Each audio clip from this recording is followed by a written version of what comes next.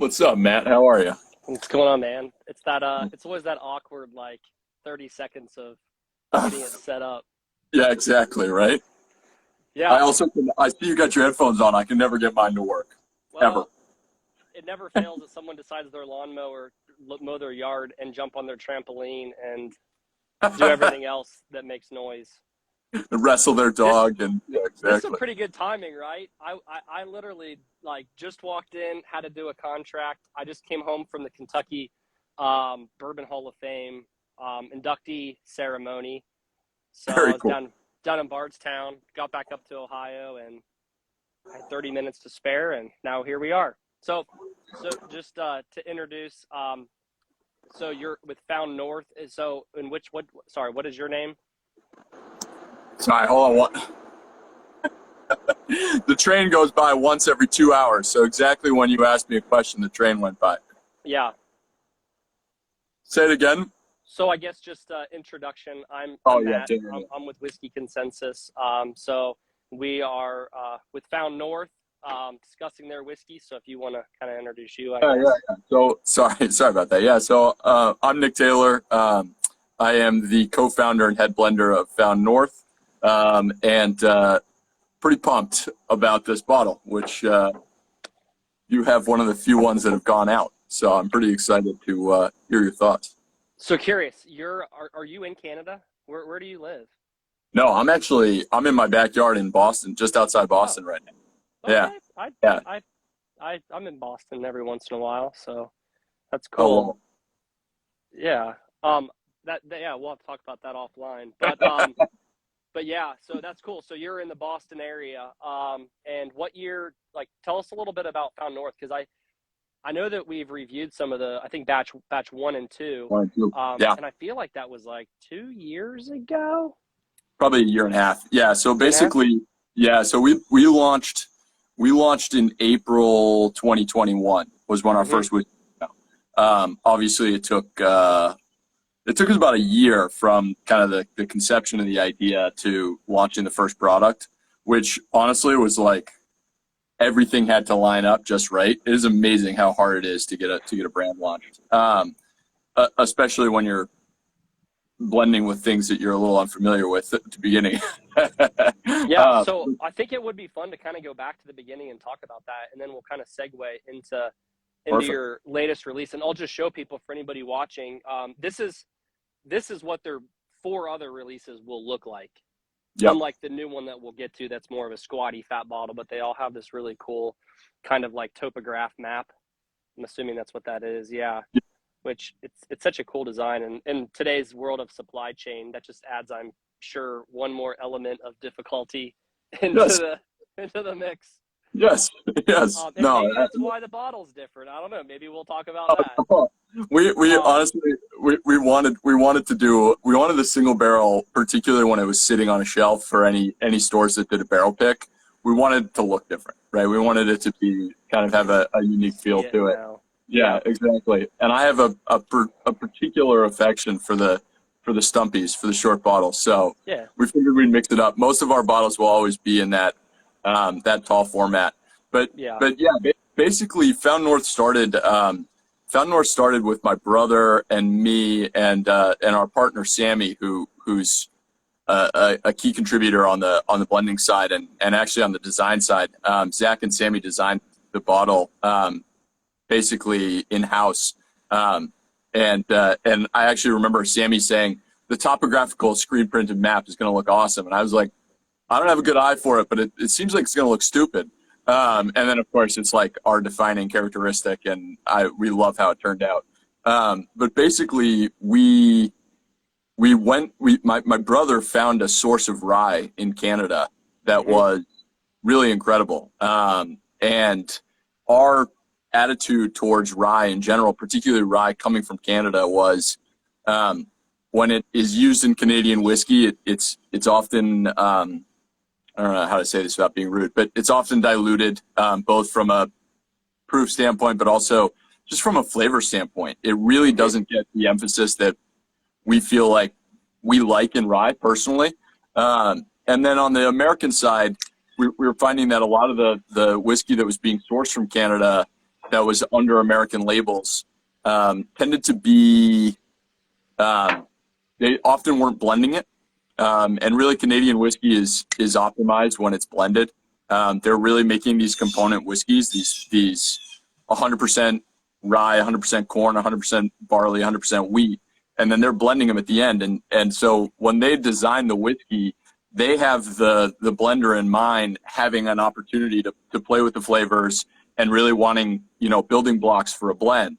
And so when we were seeing these releases that were just 100% rye, here it is, it often tastes to us like kind of an incomplete whiskey. And so we ended up building an entire blend around this first source of rye, which was ultimately became batch 1.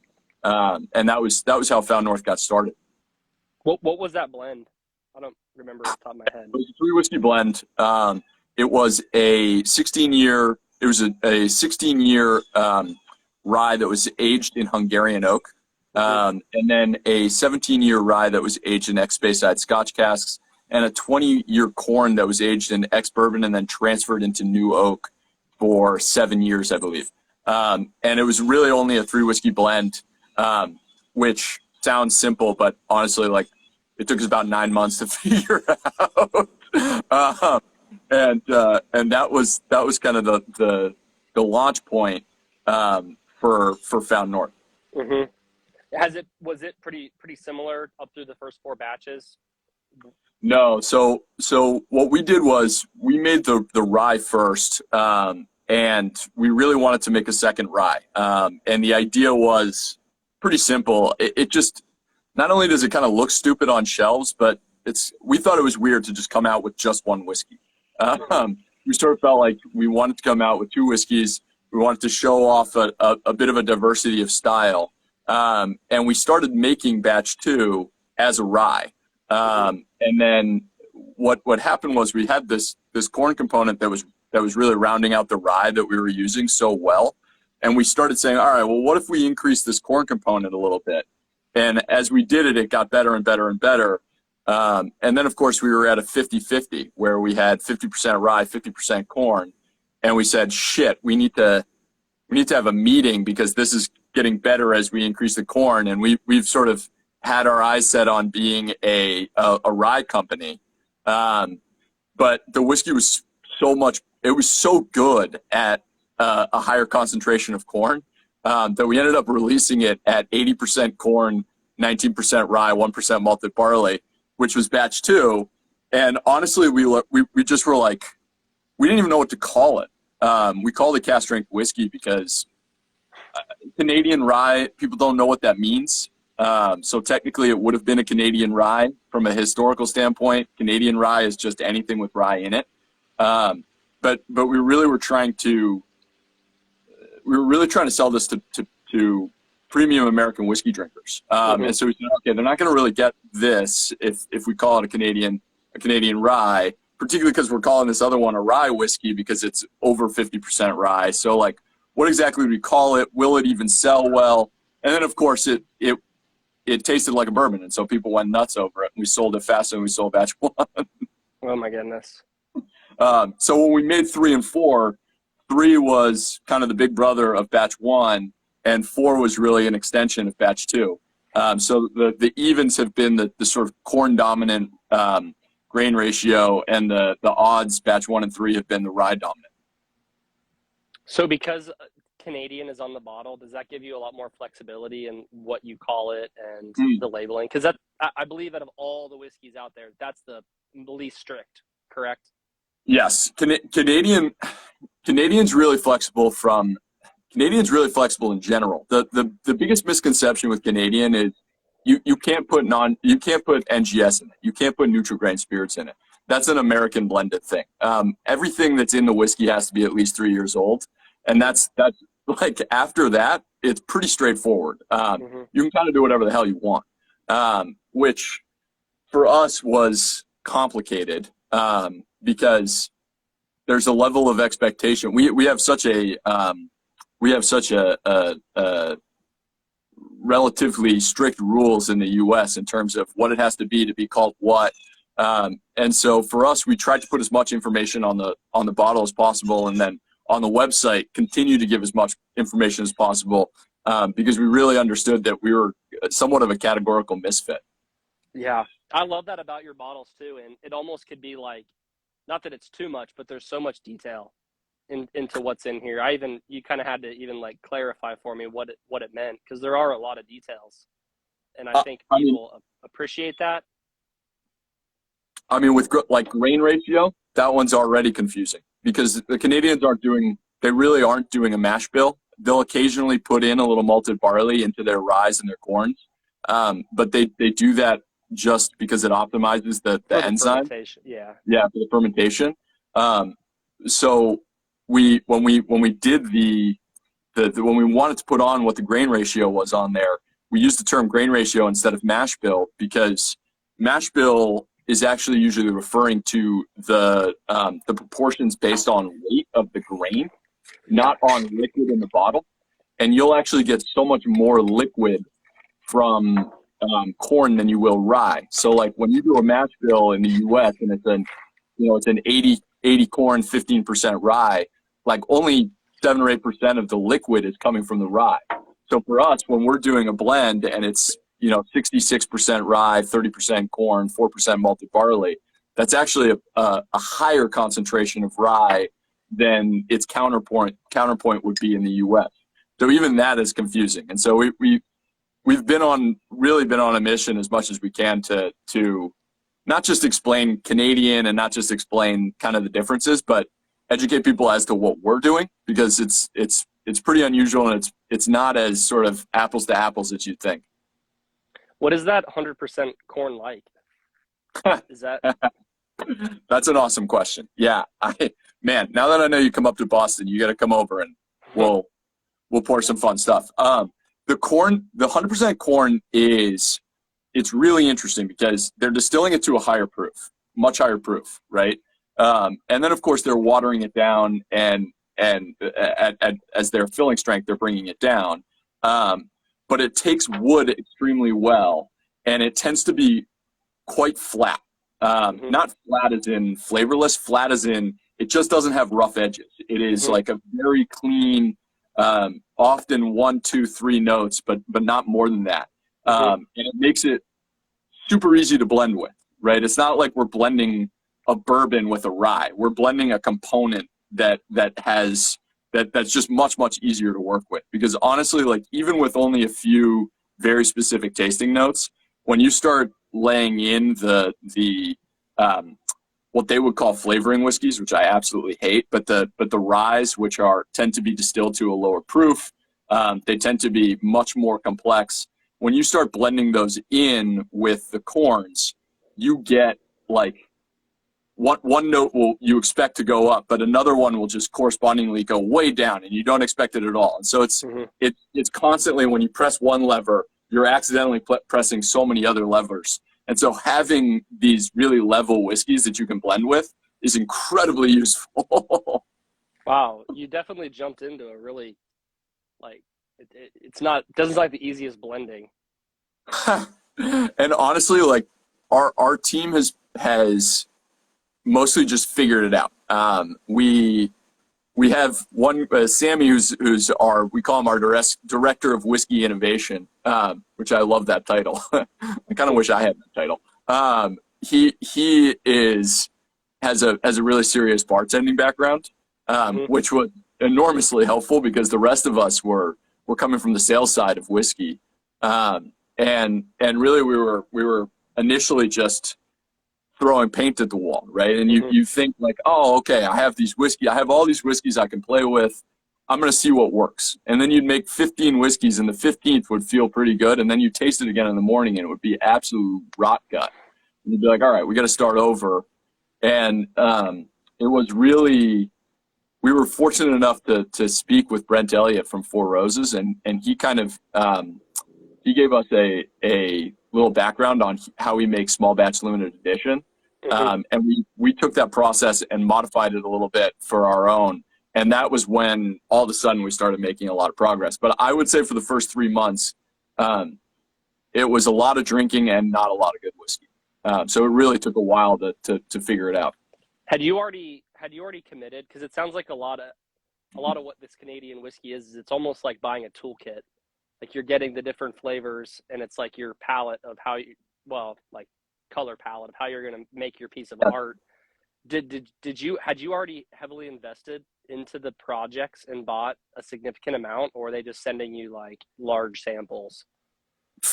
Yeah, that's a fantastic question. Yeah, so we when we found the source, we basically locked up the first whiskey, and what they wanted to do was make the blends for us, which Mm-hmm. is what most contract distilling and most contract blending is throughout North America. Is like, okay, this is what I want, and then whatever the big distillery is or whomever you're buying from usually will say, okay, here's three options. Which one do you like, and where do you want us to take it? And then you manipulate it a little bit. They send it back to you, and you say, okay, pull the trigger. And we hated that, honestly. Mm-hmm. We were like, no, we don't want to do that at all. We want to be having much, much more control over what the final product will look like. And so for us, there was a lot of kind of back and forth interaction. Fortunately, we were in the middle of COVID. And so business for everyone had a lot more free time, so to speak. Mm-hmm. And so the master blenders were willing to get on Zoom and spend an hour walking us through, okay, this is what we do. This is why we do it. Maybe you should try this. We'll send you these components. I think these will help you get where you want to be. And then we would blend with it, and then we'd buy what we wanted. Right. Mm-hmm. So we were somewhat committed, but we weren't committed all the way to, all right, we now own these 15 components and we have to make them work. It was much more like, all right, we have our rye. Now we need to go find the building blocks to build around it. And then we'll purchase those, and that'll make up our blend. Mm-hmm. Were you physically making trips to these distilleries? Not even allowed to enter the country, actually. Yeah. So we did. I forgot. Yeah. We did our blending.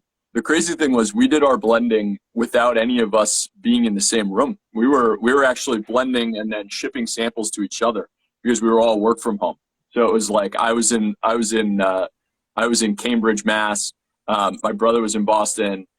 Sammy was in New York, and we were just constantly like, all right, overnight this to you, like try this sample. What do you think of this? Okay, what I did these ratios last night, and it was that like the whole time, which is kind of nuts. We launched the brand without us kind of ever being in the same room together, which is I feel like. What are these spreadsheets like? I feel like there's just got to be awesome They're intense, yeah. And honestly, the funniest thing was like I started in retail as like a whiskey buyer, and somebody who was going and picking barrels, and that was and hosting tastings. That kind of was my job, and so you were always expected to I was always expected to spend an hour sampling something and come up with these eloquent, beautiful tasting notes and get all precise. And so when we started doing the blending, we were sending each other like the most extensive notes. And then 6 months in, it was like, all right, this doesn't have enough fat. It's like we're not sitting there going, oh, this is chestnuts roasting on an open fire. How do we add a little cinnamon? It was like, this thing needs to be rounder. It needs a little more top notes. It needs a little more brightness. It's much, much simpler language. And I honestly completely changed how I viewed the whiskey making process, which was pretty cool.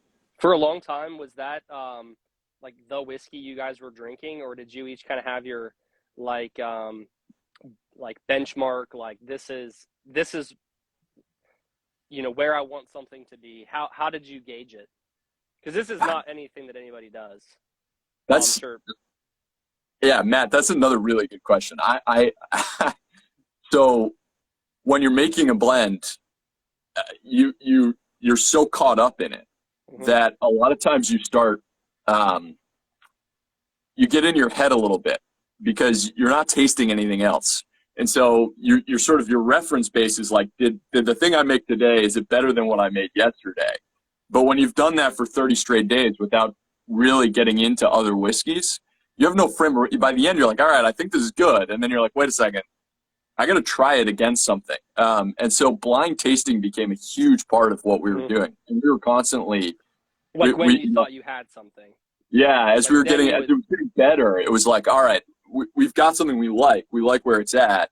Let's benchmark this. Let's throw in a bunch of our, future competitors, right? Let's throw in a Whistle Pig. Let's throw in a Hochstadter's. Let's throw in a Sazerac, and let's see how does this do up against these whiskeys when it's blind, and eventually you start recognizing your own whiskey. You'd hope you would, but it was helpful to kind of sit there and go back and say, all right, what do I like, and how does it compare?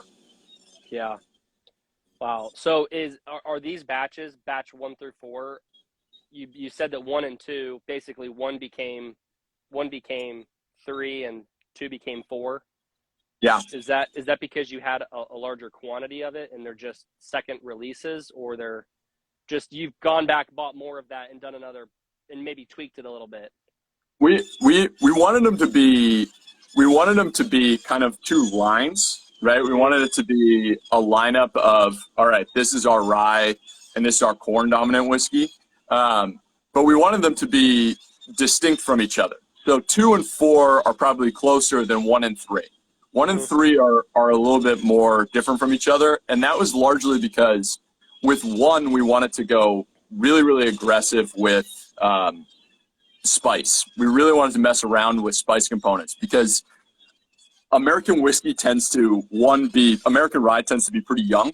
Obviously, there's a few things out there that are old, but just by the nature of what's been popular over the last 10 years, or 20 years or 30 years, the Canadians just have much older rye available, which allows them to develop certain tasting notes that you just can't really find in American whiskey. And we were like, okay, that's fun, right? Because you can't just go to the whiskey shelf in your local liquor store and get something that tastes like this. Yeah. And so at first we were like, all right, let's push the rye button and really see where it takes us. And then with batch 3, because we didn't have to have everything in new oak for its entire life, we were getting some really interesting fruit notes on some of the old rye components that we were sourcing. We said, all right, let's take this and see if we can go down this more fruit driven path. The corn was much more like, all right, we really like batch 2. We love how batch 2 has all of this kind of punch, but we really wanted to stretch out the flavor a little bit more. We wanted it to have a longer finish. We wanted it to have a little bit more of an evolution. And so we used old ass whiskeys in batch 4. We used a 25-year corn component that was aged in Hungarian oak. We're obsessed with Hungarian oak. In batch 4? Yeah. So batch 4 ended up having quite some seriously old whiskeys in it. It was has some color. 21 and a 25. That's wild. And so the average obviously is just 18. So we have to call it an 18. That's amazing. I think when you talked about how batch 1 and batch 3 varied the most, I feel like thinking back to batch 1, if I remember, it had that note to it that was like light whiskey almost. Did it have that kind of component to it? Yeah, I get a really weird note out of those. That's almost like, the best way I know how to describe it, and not in a bad way, but like almost like a coconut sunscreen kind of taste. And it's not in a bad way. In like rare perfection, I get that note in those whiskeys. So those are the corns, right? Because Okay. basically, like the Canadians can do pot distillation. They can do single into pot distillation. They can do just single distillation. They can do double distilled in column, right? They kind of do whatever they want. And so generally they'll do whether they're doing a pot distillation or whatever it is with the rye, they'll often do it they'll simply distill it to a lower proof. And then the corn, they're distilling to a much higher proof. And I find that if you've ever had like a like a single cask of Bourbon, or one of the interesting like scotches, or actually certain Japanese whiskeys. If you ever get a chance to taste stuff straight from Cheetah, which is Suntory's, like they're basically their grain distillery. They have similar. It'll have a similar profile, and everybody's using corn, and that'll give you that sort of lighter whiskey, that light whiskey profile. I know what you're talking about, and we like it better when it's had new oak, to be honest. Like when it gets new oak, which nobody else is really doing in other countries. That's when it starts to round out, and you get a little bit away from. I always find light whiskey to have that kind of pretzel note. I don't know why. It's like a big pretzel. And you get a little bit away from that. You start getting a little bit more vanilla in it, and it kind of smooths that out. Yeah.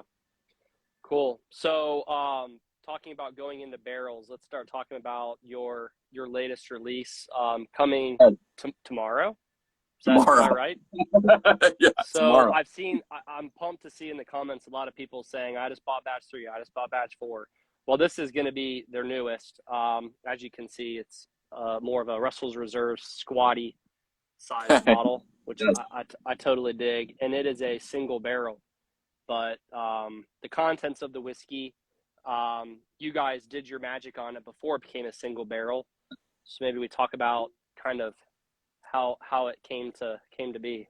Was there always plans to do a single barrel? Like that was always the. Yeah, we really wanted to do a single barrel. The problem was twofold.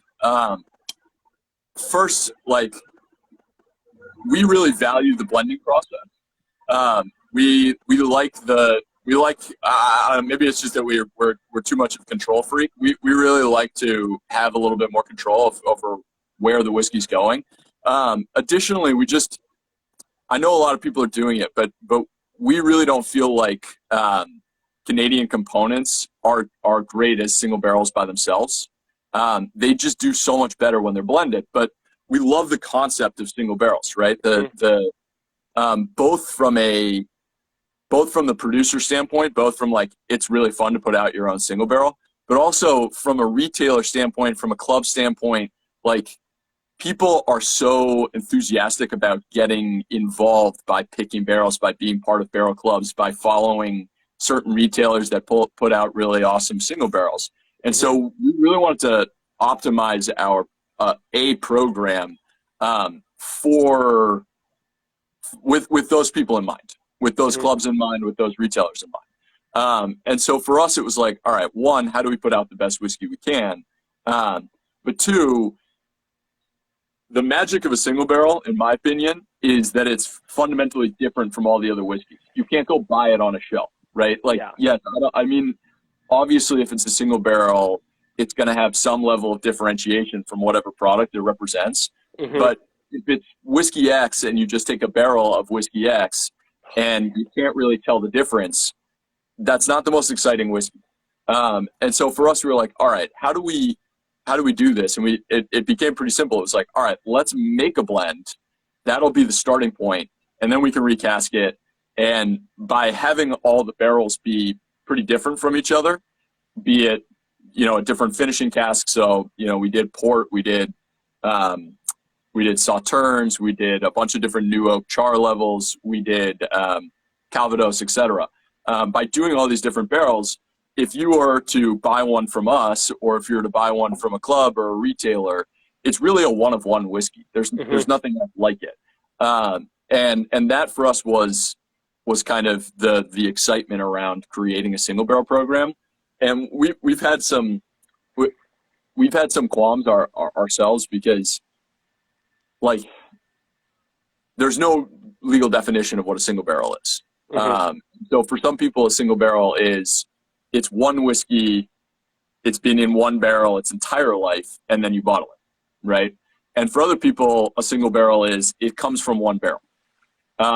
And so we were kind of like, well, this is for bourbon purists, this may not qualify as a single barrel, but there's no way to do this well just taking that 20-year corn component and saying, yeah, here, here's this. It'll just be too flat, too disjointed. And so it was really fun to say, all right, instead, let's actually control the starting point. Let's blend in a 12-year, a 19-year, and a 21-year. And then we'll further mature it. And after 8 months, there's enough differentiation where this thing is fundamentally unique. And that'll be exciting for consumers as long as we're just really damn clear about what we did.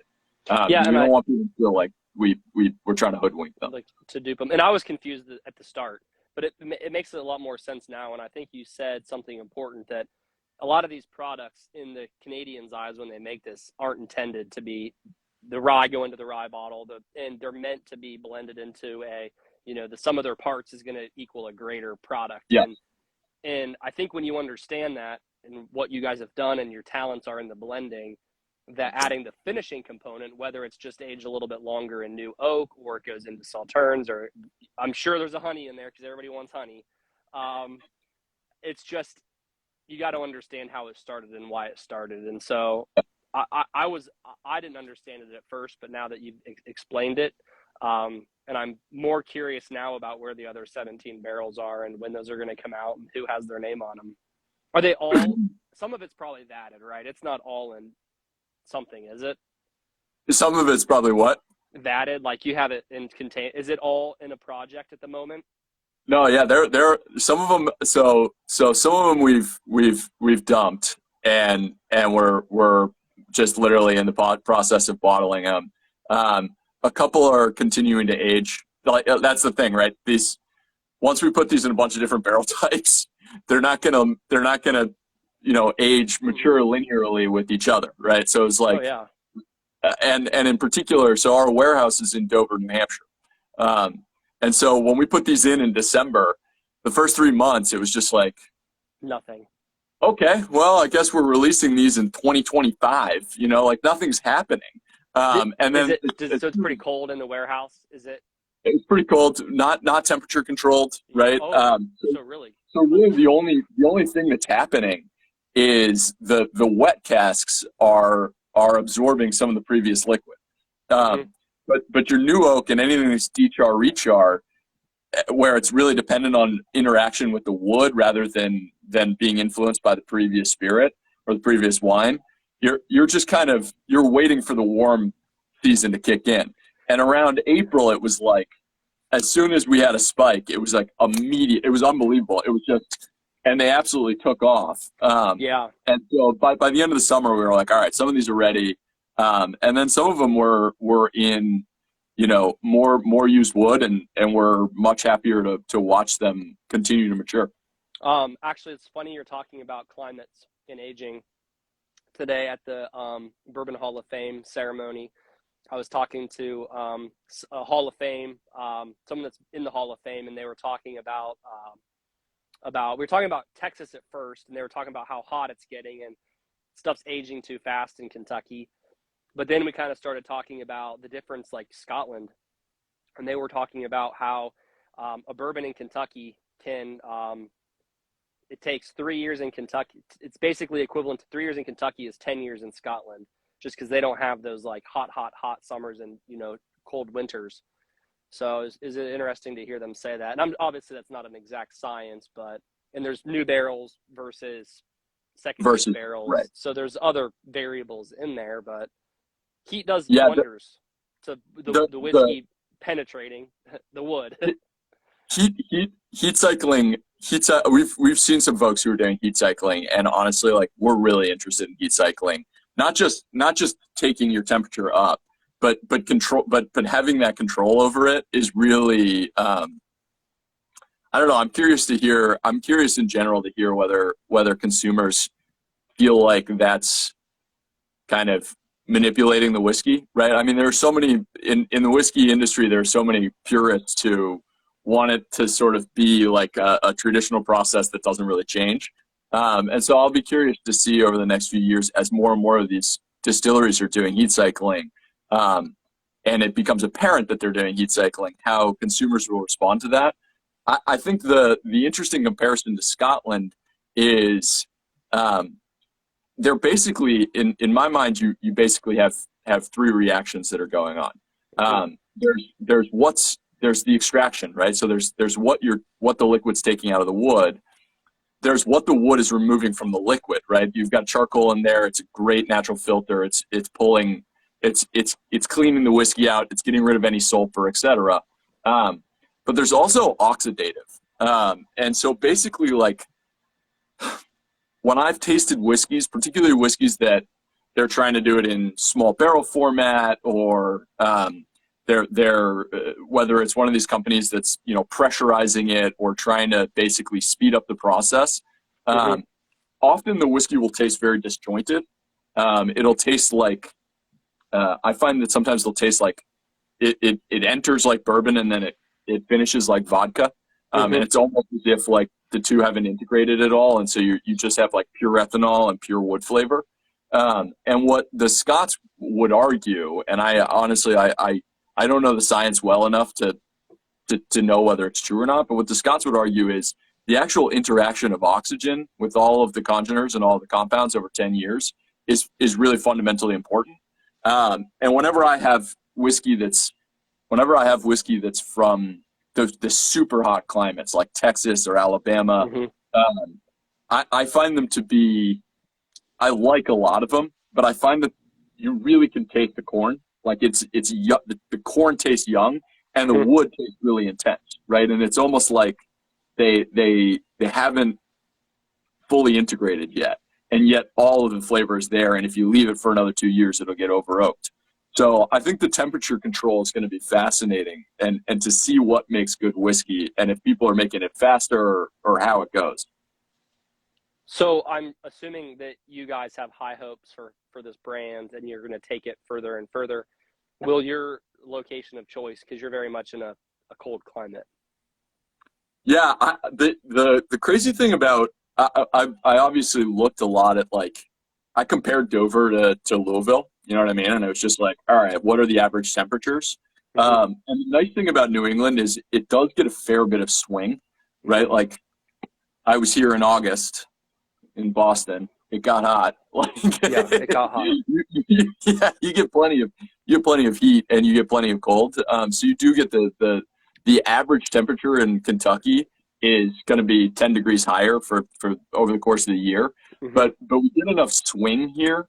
It's not like aging on the West Coast or aging in Scotland, where it's just like, you know what I mean, where it's 10 degrees of change over the course of the year.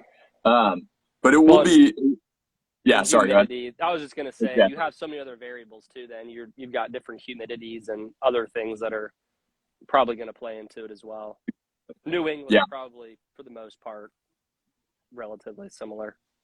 It's not as far off as you think. Yeah, Yeah. and we think like, oh, it's pure cold climate. But even places in Canada are substantially warmer than Boston over the course of the year. You know what I mean? Like we think of Canada as just like straight north. Everything's just going to be colder. It's ice all year, and of course there are places where it's like that. Yeah. But that's generally not where the whiskey is. Yeah. It's not on the top of Mount. It's not on the top of Mount Washington. Yeah. That's not where you Yeah, keep your as whiskey. much as we use these topographic maps and have this like mountainous theme, we're not aging these in some Arctic climate that's going to stall it out completely. Yeah. Yeah, good stuff. So the other releases, are people going to start seeing these soon? Is there a lot of this going? It's all you know where it's all. How much of the next 17 barrels are private to groups, retailers, and what's going to actually become available to the public? That's a great question. I think there are a couple places that there are a couple of guys who are picking some clubs that are picking. Maybe club is the right word. There are a couple groups that are picking where it's going to be distributed. You'll have, if you're part of it, you'll have access kind of around the country. Mm-hmm. There'll be a handful there are a couple accounts in California. California has been, but other than our home market, which we consider Massachusetts just because we're from there, and Mm-hmm. so this is where we do so much business. Our other big market has been California. So there are a couple accounts in California that are picking barrels. There are a couple in New England, and then there are a few private clubs, and then there are these kind of national clubs that are going to pick them. And we've saved one or two, or at least plan on releasing one or two more through our channel the way we're doing Barrel One. So the way we're doing Barrel One is like you have to be on the mailing list to get the link. You get the link, that gives you the buy button, you buy. And basically, like we can use third party retailers essentially. So there are a couple of companies that'll do the logistics for you so that you can ship to most of the country. I'm really sorry to the people in Illinois. Illinois is really always the hard one. Ohio's always awful. Ohio's always tough. The Carolinas are tough. There are a few places that just none of the retailers are willing to ship into them because there's been a crackdown, which is just a bummer. So our hope is that some of those states will have accounts that'll take barrels. Mm-hmm. And then consumers are wily. They'll figure out their own workarounds and ship them to friends and things like that. So yeah. Well, I'll say one thing about this is I'm getting tons of caramel on it, way more than I got originally. It jumped out at me. So the crazy thing about single barrels is, and maybe this is just obvious to everyone, but for us, like when we were doing a blend, when we made the first 4 batches, you're done. You pull the trigger. It tastes the way it tastes, right? You have 100% precision. You're just like, okay, I like it exactly like this. Call them up, blend it up, done, right? And you know within 1% of the flavor exactly how it's going to taste. As soon as you introduce further maturation and you take the final blend out of your hands, your decision-making process becomes like now or later, and I can't go backwards, right? So it's like if you decide every time you taste it, you're sort of sitting there going, okay, is it getting better? Is it going to continue to get better? And, if you don't like it a month from now, you're screwed. You can't be like, shit, rewind the clock. Let's bottle it a month ago. And so when we were doing this, there was a piece of picking the first barrel was, what are we looking for, right? Is it, we don't know exactly when the fundamental peak will be. So what are we looking for? What's going to make us go, okay, now's the time. Mm-hmm. And for us, it was really about distinctiveness in the sense that we wanted it to have a really identifiable profile. We wanted you to drink it and go, oh, damn, that tastes like X.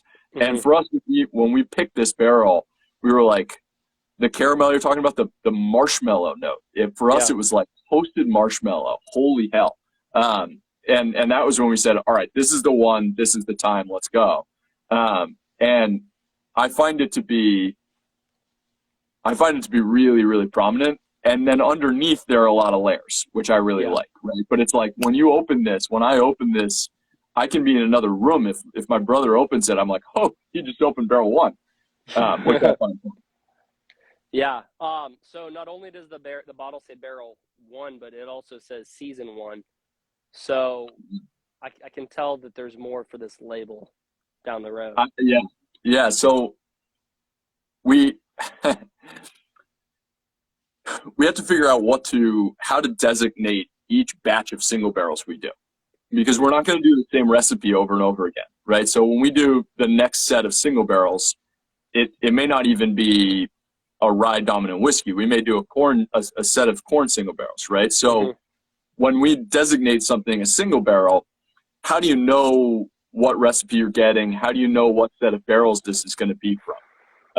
And we figured, one of the fun sort of old school terms in maturing whiskey is what season was it distilled? What season was it bottled, right? Mm-hmm. When did you pull it?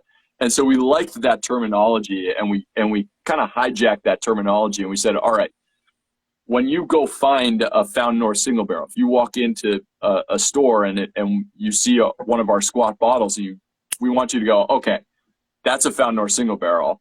And when you look at it, we want you to go, oh, season 1, you know, in the future, oh, season 2, I remember that recipe. I know what that is. I know that's different from what I already have on the show, right? Or if you love single barrel 1, we want you to, when we release the next season, we don't want you to expect it to taste exactly as the one you already had. I right? know what you guys are doing. You're trying to get it so everybody can try to collect season 1, all the releases, and season 2.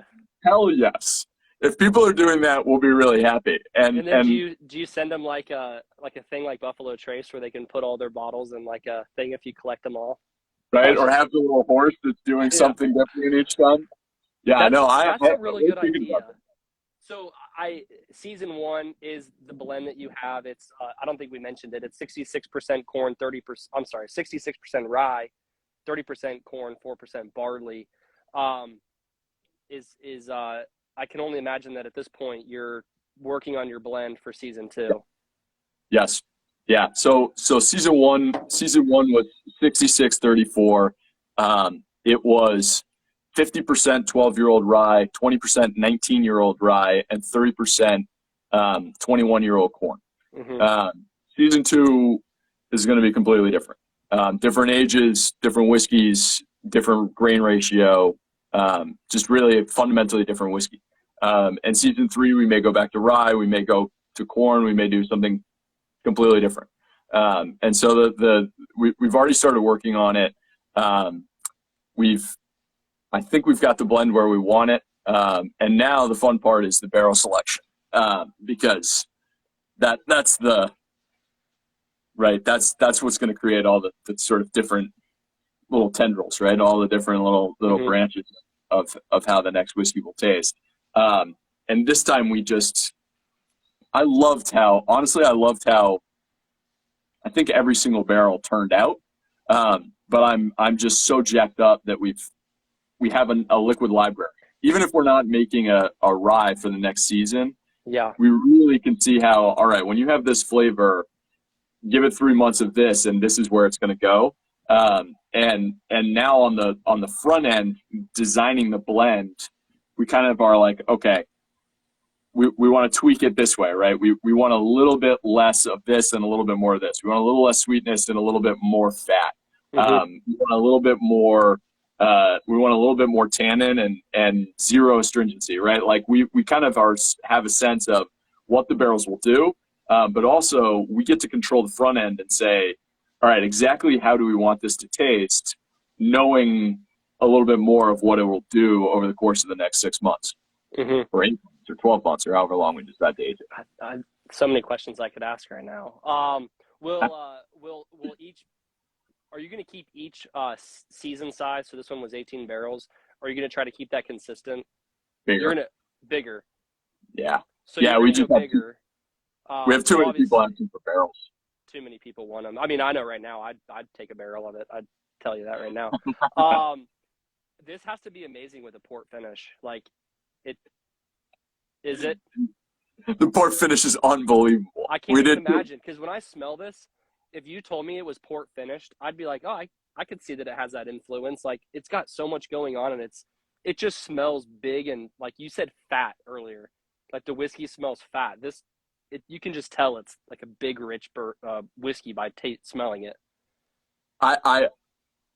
Rye and port are very good friends. Mm-hmm.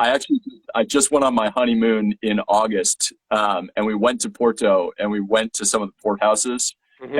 and did a few tastings and kind of learned how, and that was really fun because we were at the same time aging stuff in Ruby and Tawny Port, and so to really like wrap my head around 20-year Tawny Port. Oh, that's the best. Oh baby, that's man. Yeah, we did a 10, 20, 30, and 40, and then a bunch of vintage Mm-hmm. Ruby port. It was awesome. But honestly, like rye and port go so well together. It's surprising that more people don't do it. I think I think for us, one of the really nice things for us is we have the challenge of sort of categorical ambiguity. But it also gives us a bit of an advantage because people don't expect our whiskeys to be exactly a certain way. And so we have a little bit of, latitude to say, all right, we're going to take, we're going to take 3 different whiskeys of different ages, blend them and put them in X. And our Mm-hmm. customer base, it tends to be more of the explorer, right? The adventurer, the person who's like not hunting out the next allocated bourbon, but instead is like, what's somebody that's doing something interesting and I really want to see it.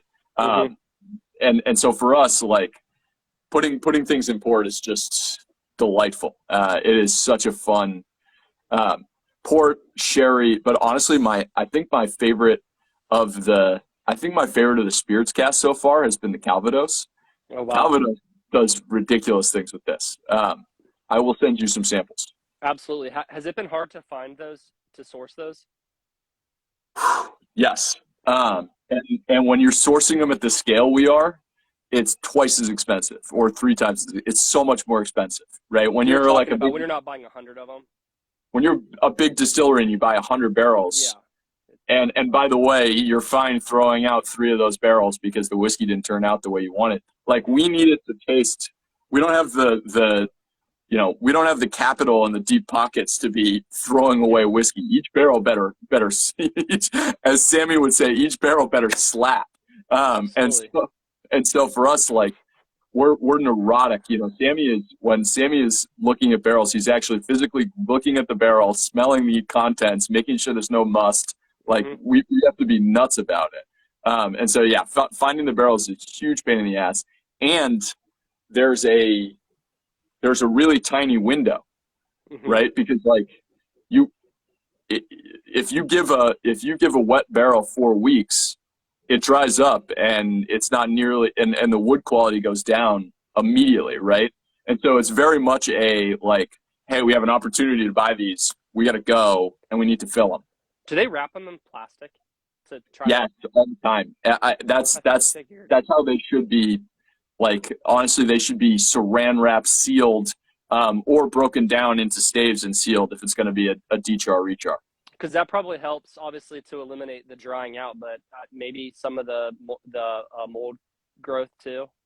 I don't know. No, because it's not getting. It's shit. I better not. I better not get in over my head from a science standpoint because this is more of a Sammy question. But my understanding is there's not, because it's sealed and it's airtight. You're not getting a lot of like foreign. And you're not getting a lot of oxygen. Yeah, exactly. You're not getting as much interaction. But yes, you definitely can develop mold. We've had several barrels that were sent to us where they're like, hey, you want this? And it was like, no. This particularly, I don't know why, but rum barrels get funky fast. So we didn't do any rum barrels this time around. And it wasn't necessarily a like, we don't want to do rum barrels. It was more the ones we were looking at were just not very good. Yeah. And so when you get a great port barrel, or when we got some really lovely Calvados barrels, it was like pull the trigger. Which for us, one of the things that we did was we transferred. So when we first did the initial 18 barrels, we put several of them into ex-bourbon, into just basically used wood, and we waited, because we really wanted to capitalize when good barrels came in. And it was like, okay, we've had this sitting for a month, but now we have these Calvados barrels come in, and it's like we have liquid that we can put into those, right? Because you need to have something to put in the barrel if you're going to buy it. There's no like, oh, cool, we'll buy this and we'll use it next year. Yeah, they don't season. No, they don't. They do when they're dry. Yeah, right. And that's interesting in and of itself, right? Is like, particularly with new wood. New wood's become almost impossible to get, and the stuff that is available, if it's kiln dried, it's gonna be way more. If it's got no air drying, it's gonna be way more astringent. You're gonna get way more sort of tannic acid, and not nearly enough of the wood sugars that we all like and we all want. Which probably is why whiskey of today tastes so different than whiskey of 30, 40 years ago. 100%. And I think one I mean, we're pretty set on doing a corn release next, Mm-hmm. um, for our single barrels. And one nice thing about that is the inherent sweetness Mm-hmm. that we get with corn. It'll allow us a little bit of flexibility because if we don't find great new oak that we want to use right now, we can manage without that. Yeah. And nobody can get good new oak right now. It's Well, it's, it's we haven't looking had. grim for 4 years from now. Yeah. Well, I hope that you guys get good sources because, I mean, you're doing great things. Someone asked a question. We haven't really gone through these a whole lot, and Instagram's going to kick us off in like 2 minutes. And I love Okay. this idea, a collaboration between you guys and Copper and Kings with their ex brandy barrels. I think that sounds like a fantastic idea. We we we actually we have a cognac cask. It's freaking phenomenal. Brandy Mm-hmm. Brandy and Rye is another one that one of our local guys. You probably know Julios out here in Western Mass. Ryan's a genius, and Mm-hmm. they did a Sagamore a few years ago that they transferred into an Armagnac cask for several years, and that was their Oh. barrel pick. Holy moly, it was good. And when we saw that, we were like, and our whole team are Armagnac hounds. We love Armagnac, and so it was like, that's next. That's on the list. So yeah, Yeah. yeah. I was just talking to someone about Armagnac today, and yeah, it's good stuff.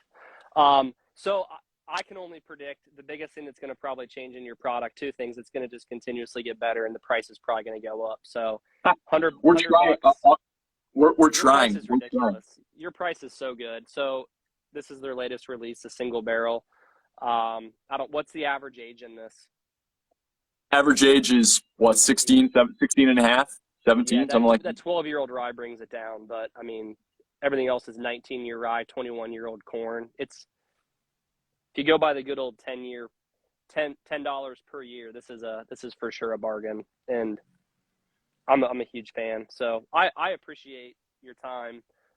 Thank you, man. Thanks for We having me. appreciate the collaboration and letting us review your great products. So Yeah. Hey guys, if you want this, it's gonna sell out. Set your, as my buddy said, like mark your calendar, set your alarm. It's gonna sell fast. You have to be on the mailing list, which is the link is in our bio, and it will go live 2 p.m. Eastern time tomorrow, and it will be gone fast. 2 p.m. Just Eastern. Okay. And you're going to send out a private link at 2 p.m. yes, Who's to your anybody who's retailer? on the mailing list. Who's your retailer? They're all over the place. They're all over. It's because they have to have them for different places for different markets. So we don't even know. It's like we use a third party, and the second somebody purchases it, it goes to the retailer that can service it, and it gets sent. It literally like syndicated out to someone who can ship to a certain state. Exactly.